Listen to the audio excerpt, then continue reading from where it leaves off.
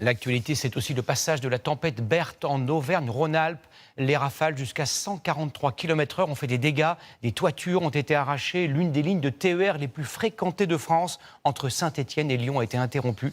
La SNCF ne prévoit pas de retour à la normale avant demain matin au plus tôt. Lise Cloy avec sur place Élise Regaud et Florian Chevalet. Les habitants de Mions découvrent ce soir l'étendue des dégâts de la tempête Berthe. Mairie et pompiers s'activent toujours en cellule de crise. Près d'une soixantaine d'interventions déjà réalisées ces dernières heures. Des arbres sur des véhicules, des arbres sur des maisons, des arbres de 15-20 mètres. Ça faisait un moment qu'on n'avait pas eu ça. Cet après-midi à Lyon, des rafales jusqu'à 125 km/h. Un record pour le mois de novembre. Dans certaines communes alentours, des voitures broyées par la chute d'arbres. Aucun blessé. Mais du travail pour les élagueurs qui ont enchaîné les interventions, comme ici pour déblayer cette clôture. Je viens d'avoir un appel là encore, et je pense que c'est pas fini. Il faut intervenir rapidement.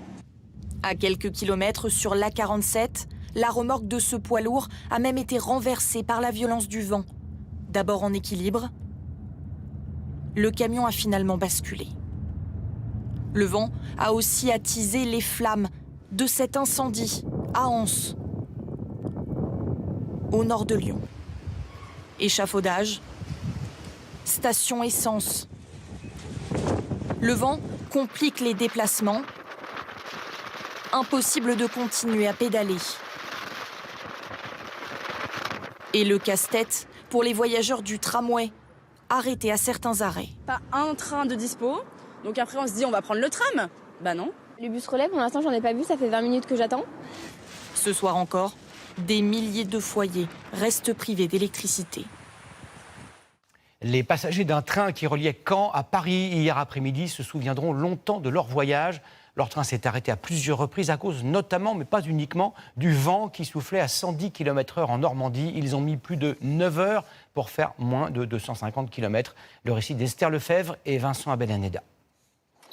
La gare Saint-Lazare, photographiée à 5 h du matin, souvenir incontournable pour de nombreux voyageurs après une nuit mouvementée.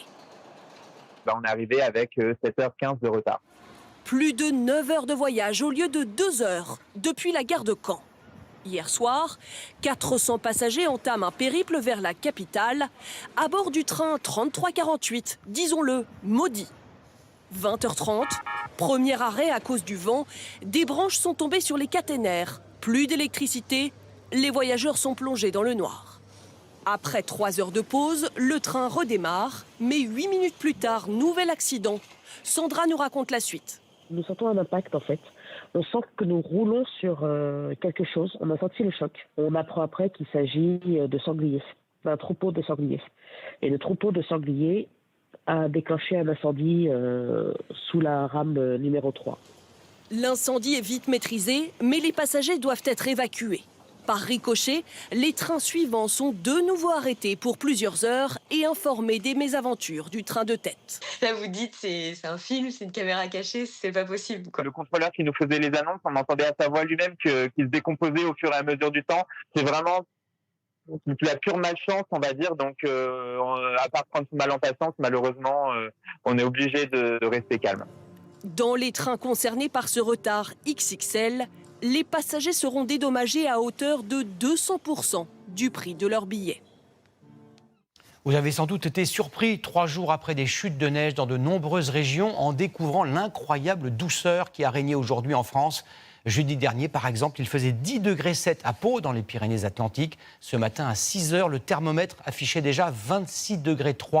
Ce redout exceptionnel a-t-il une explication? Élise Kousmac, Aurélie Doudin et Séverine Fortin. Strasbourg, ce matin, réchauffé par le soleil. Rien à voir avec ce décor enneigé. Et pourtant, seulement 4 jours séparent ces deux images et 13 degrés aussi.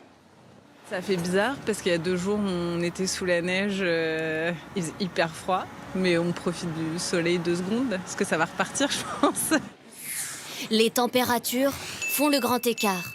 À Paris, Metz, Lille et Rouen, 15 degrés en plus ont été enregistrés en 5 jours. Le sud n'est pas épargné. À Biarritz, Presque 23 degrés ce matin, c'est 15 de plus que la normale. Pour expliquer ces écarts, il faut remonter à jeudi dernier. À son arrivée, la tempête Caetano a provoqué un épisode neigeux. Une masse d'air froid a alors traversé la France, avant d'être balayée par une autre tempête, Berthe, venue du sud ce week-end, chargée d'air doux et qui remonte désormais vers le nord. Un schéma météo classique pour notre pays. Ça fait partie de notre climat d'être parfois sous l'influence de masses d'air plus froides d'origine arctique et parfois sous l'influence de masses d'air plus douces d'origine subtropicale, puisqu'on se retrouve, nous, à l'interface, aux moyennes latitudes, entre les régions polaires et les régions subtropicales. Partout en France, les températures devraient revenir au normal de saison ce dimanche. La tempête Berthe qui a causé de très importants dégâts au Royaume-Uni. Le bilan est d'au moins 5 morts. Des centaines de maisons ont été inondées.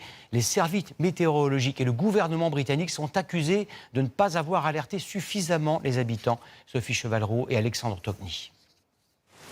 Ils tentent comme ils peuvent d'évacuer l'eau. Sans relâche, ces habitants de Pontypridd, au sud du Pays de Galles, déversent des seaux dans la rivière qui longe leur maison. Ces derniers jours, le cours d'eau est sorti de son lit, gonflé par des pluies torrentielles. L'équivalent de près d'un mois de précipitations en 48 heures. Des centaines de maisons sont inondées. Je suis vraiment dégoûté. Combien de temps il faudra pour nettoyer tout ça? La montée des eaux soudaines a surpris les habitants, forcés d'évacuer. Vous ne pensez pas que ça peut vous arriver? Vous voyez aux informations les inondations en Espagne, et là, ça vous tombe dessus. Et vous vous dites, OK, maintenant je fais quoi?